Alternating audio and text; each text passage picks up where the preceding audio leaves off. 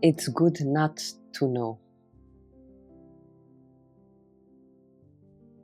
When you don't know, you create a space within for God to come and fill you in, or love, or life, or whatever you want to call it. You've been preparing for this, sweetheart. You are purging in all the ways. You are allowing the sacred waters to wash you. You are releasing all this pain that has been holding you back. You are releasing it from your body. It's a deep act of courage, and you are grieving all of the parts of you and this world that chose fear over love.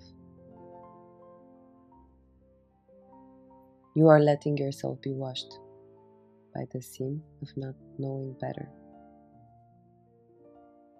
You can go there fully and sit with it, befriend it. Befriend the fear and the pain.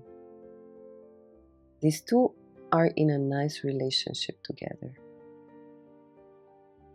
It's the natural way of the heart of love of the universe to want to expand. The fear wants to keep things as they were.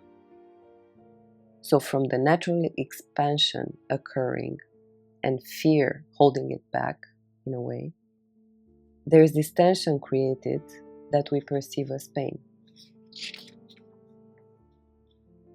Go and be loved. Love. Become more love, an ever-expanding one. I know that you are afraid, but you will do it anyway. And I am with you, so that you never walk alone.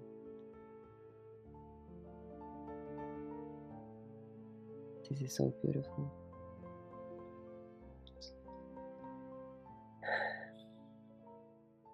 And for someone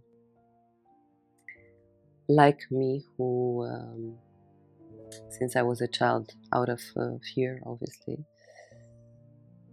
I developed this amazing quality of having more answers than questions. It feels so liberating to have more questions, to not know. And a very good practice to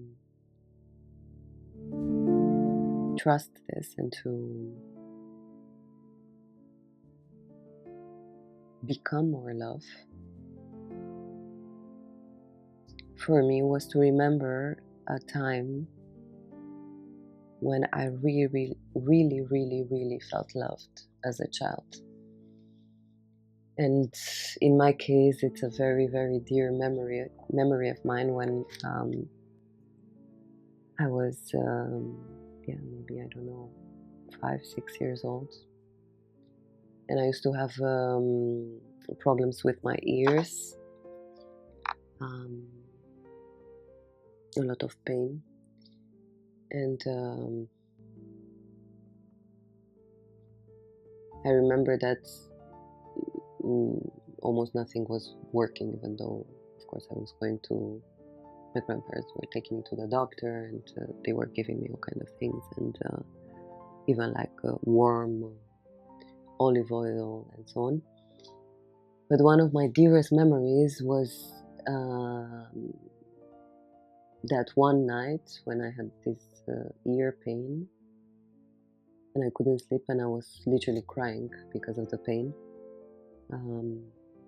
My grandmother was there with me, and I remember that I was sitting with my head on her, in her lap, and she was just caressing my hair, and she was telling me stories, so that I feel a bit soothed in the pain. And it's still one of my dearest memories, because like I think it was Gabor Mate who said this, but the trauma happens not because of the action, the whatever thing happened. The trauma happens when you're left alone with your pain. So yeah, I feel a lot of love when I'm thinking about this memory from childhood and the way in which I use it to become more love and to expand love inside of myself is to close my eyes, to imagine that scene, to feel into it, and to literally start expanding this love that I'm feeling in my body and beyond my body and in the room and so on. So I played with this energy. Become more love.